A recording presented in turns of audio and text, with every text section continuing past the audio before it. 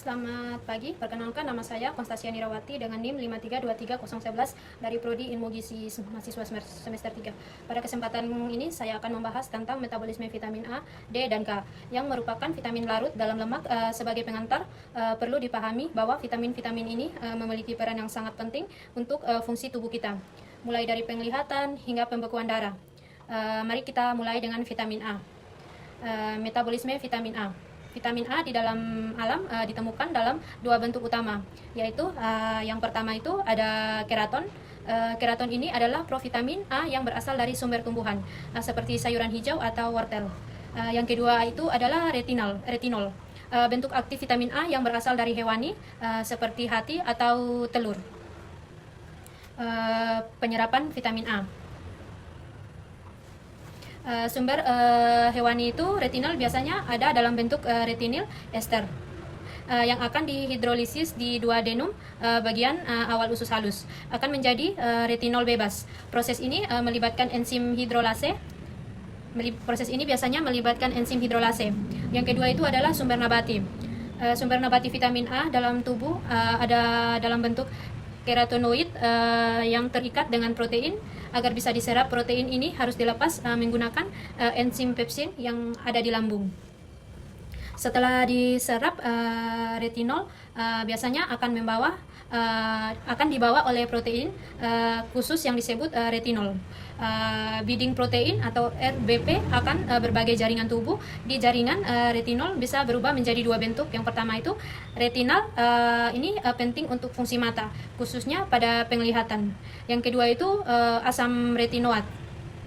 Asam retinoat ini yang berperan dalam transkripsi DNA untuk pertumbuhan dan diferensiasi sel. Baik, kita akan masuk pada vitamin D. Vitamin D berasal dari dua sumber utama, yaitu yang pertama dari sinar matahari, sinar UVB, dari yang kedua itu dari makanan. Vitamin D juga diperoleh dari makanan dalam bentuk D2.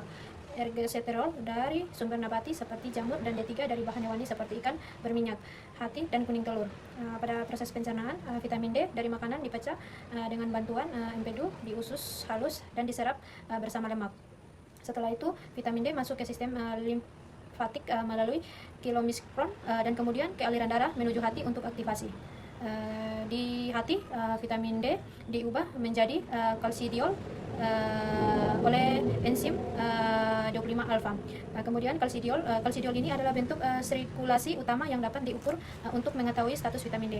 Yang kedua itu di tahap ginjal, kalsidiol ini dibawa ke ginjal melalui pembuluh darah dan diubah menjadi kalsitriol oleh enzim 1 yang biasa disebut enzim alfa hidrokulase. Kalsitriol ini adalah bentuk aktif vitamin D yang bertanggung jawab atas fungsi biologisnya.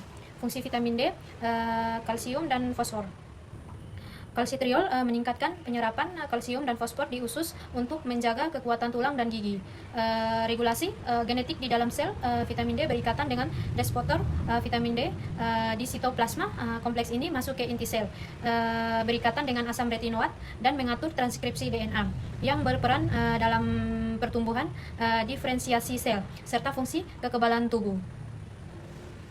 Baik, kita akan masuk pada vitamin K. Vitamin K terdiri dari 3 jenis utama, yaitu yang pertama vitamin K filoguinon, ditemukan pada tumbuhan terutama daun hijau seperti bayam dan brokoli. Yang kedua itu vitamin K2 menaguinon, dibentuk oleh bakteri di saluran pencernaan dan ditemukan dalam produk hewani seperti daging dan telur. Dan yang ketiga itu adalah vitamin K3 menadion 1, yang merupakan bentuk sintetik yang larut dalam air.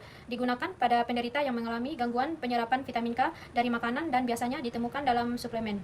Untuk proses penyerapan vitamin K tidak dapat disintesis oleh tubuh sehingga harus diperoleh dari makanan atau bakteri dalam usus. Proses pencernaan vitamin K di usus halus membutuhkan bantuan garam empedu yang berfungsi untuk mengumulasi lemak menjadi bentuk misel yang memfasilitas transportasi vitamin K. Vitamin K1 diserap di usus halus dengan bantuan vitamin E. Vitamin K2 dan vitamin K3 diserap di usus halus dan usus besar melalui proses difusi, transportasi, dan metabolisme di hati. Setelah diserap, vitamin K diangkut ke hati melalui kilomikron dan sistem limfatik. Kemudian vitamin K dibawa oleh VLDL, very low density, sementara sisanya dibawa oleh LDL, low density lipoprotein, dan HDL, high density lipoprotein. Di dalam hati, vitamin K akan mengalami konjungsi dengan asam glukonat dan asam sulfat untuk memudahkan ekskresi. vitamin K yang sudah diproses ini akan diekskresikan melalui urin, garam, dan empedu dan fases.